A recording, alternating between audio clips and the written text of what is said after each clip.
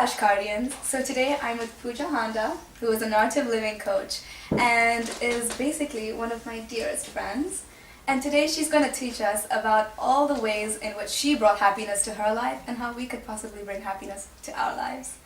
So Puja, please tell me about how you basically grew up, where you come from.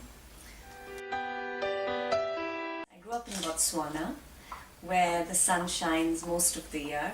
Where people are just naturally and generally happy, so it wasn't hard for me to go down this path. Because I found something so joyful, something that helped me so much, I made it my purpose to share it with as many people as I can. And did you always want to go down this path, or were you a skeptic at some point, or? I wouldn't call myself a skeptic. I was always very curious from a very young age. Life, the meaning of life, humanity, in general, why are we here? What is our purpose for being on this planet? Besides eating, sleeping, going to school, one day getting a job, then getting married, having babies, what else is there? There has to be more to life than just what we see. How did you actually find that art of living, the course itself, was something that you wanted to do rather than any other course? Actually, my mother, who used to shut me up, was the one who introduced me to the art of living. Okay. My mother had actually gone through 3 severe car accidents. Every time she would come out of a car accident and she would be 6 months bedridden, half paralyzed, and she would recover, and then another car accident, someone else would come and hit her, and always really bad car accidents. She actually went into quite a depression, and she just thought, when is the next one going to happen? And I was leaving for my first year of university, coming to London actually. I came back home to Botswana for my usual holiday. She was looking amazing. And I said, Mom, you look amazing. She said, oh, it's this Kriya thing I'm doing, some Art of Living Foundation.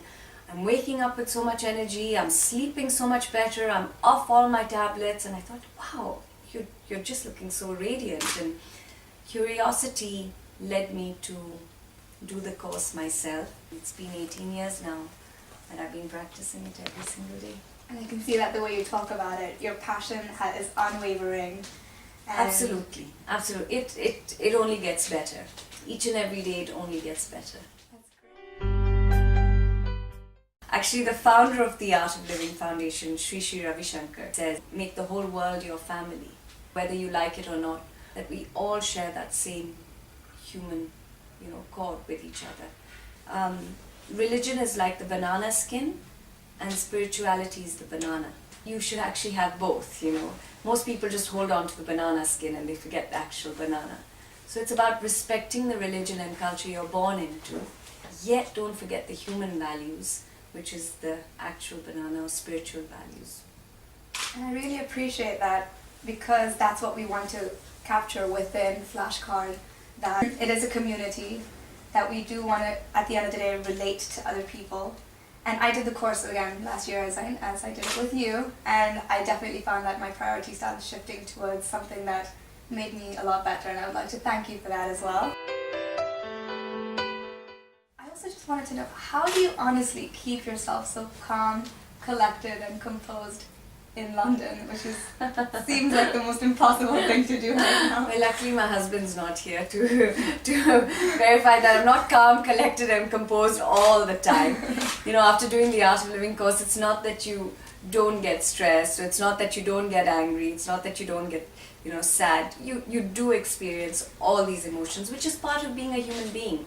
It's only if you've experienced sadness can you appreciate happiness. The difference after doing the Art of Living course is, even when you're going through sadness, you can pull yourself up. It brings a beautiful sense of awareness that, wow, someone said something to me and it's been 4 hours and I'm still holding on to it. Snap out of it and you bring yourself out. Doing an assignment so much, like we'll think, oh, I have to get this done, I have to get this done. And we'll go on thinking about it for like 3-4 days, until we leave it to the last minute.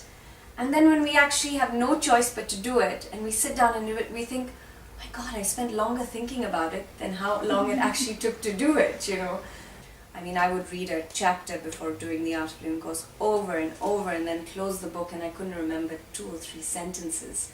And then after doing the course, you would just read that chapter once and your memory just becomes so much sharper. But throughout the night I would just do these breathing techniques in my breaks and they would keep me going. Able to go into my exams fresh, alert. I owe a lot of it to the art of living. So through your experiences as an art of living coach, have you met any remarkable people who have experienced stress and maybe difficulties in life, and any interesting stories that you helped you learn, helped you develop as a person as well? Stress has a different definition to everyone. You know, what might be stress to you and I might be a walk in the park for someone else, you know. So I have people who are going through, whether it's health stress or whether it's work stress, family stress. You don't have to be stressed to do the course. It's like an insurance policy. Sooner or later, each and every human being has to go through some disturbance in life. So if you've got the tools and techniques to help you go through these disturbances, you can manage things so much better. When I was still in university studying, an art of living teacher came to South Africa and he was teaching prison courses. The courses taught to people who have, you know, committed heinous crimes like murder and things like that, saying that, you know, within every culprit there's a victim crying for help. You know, so no child grows up and says, you know what, I want to grow up and be a murderer. You know, what has overtaken the mind? What sort of stress has overtaken their whole physiology to actually go and commit such a crime? I accompanied him to the prison program, and it's called the Prison Smart program. And after the course, one of the guys who was in there for murder came up to the teacher and hit him on the shoulder and said, "I'm in here because of you." And the teacher looked at him and he said, "What do you mean you're in here because of me?" He said, "Well, had I learned this breathing technique in the first place, I never would have killed that guy." In that moment, it was funny, yet it was such a light bulb moment for me that someone like him, who's in here for life, who has committed such a crime, is coming and saying, "I wish I had received this earlier in my life, because then I would have handled my mind, my actions so differently." So to me, that was when I thought, you know what, I have to spread this to as many people as I can. Always want to know is, have you met any like celebrities or famous people? Yes, a lot of celebrities, a lot of famous people have done the course. And, the presidents of Botswana have done the course. Bollywood actresses and actors who have done the course. A lot of musicians who have done the course. Famous rap artists. But to me, they're just like any other human being. You know? We all go through the same stress. You know, we all breathe to stay alive. When you're doing a course, it's that human cord connectivity. Absolutely. It's not about names, places where you've been, what you've done. Yeah. It's what you intend to do with what you've done. Absolutely. And if you meet Sri Ravi Shankar, you'll see whether a president of a country comes to meet him, or whether, you know, a villager comes to meet him, or whether a child comes to meet him. He is no different with every single person. To him, all he sees is that human being in front of him, and the first thing he asks is, "Are you happy?" And if not, let's get to making you happy. You know, the whole philosophy of the art of living is to make yourself happy first. It might sound selfish, but it's only when you are happy that you can go and make someone else happy. And through that, now we have so many service projects all over the world. You know, like the prison programs I mentioned, we have women empowerment programs. We actually have over 40,000 kids who cannot afford to go to school, who we sponsor. So we have 4,000 free schools around the world now.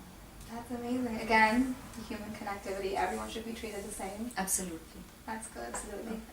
So for those of us who, like students, parents, young kids who may actually want to involve themselves in the course and the breathing techniques, We would really appreciate it if you would teach us few quick techniques and... Yeah, I can definitely go through one or two simple techniques which you can put into practice starting from today itself for students just before doing an exam, you know, to concentrate better, to calm the nerves, to give you more energy, you know, if you're pulling an all-nighter like I did. So we can go over 2 or 3 breathing techniques together like that. Thank you so much, and I think that that's something that we would definitely be looking forward to. Thank you so much. Great, my pleasure. Anytime.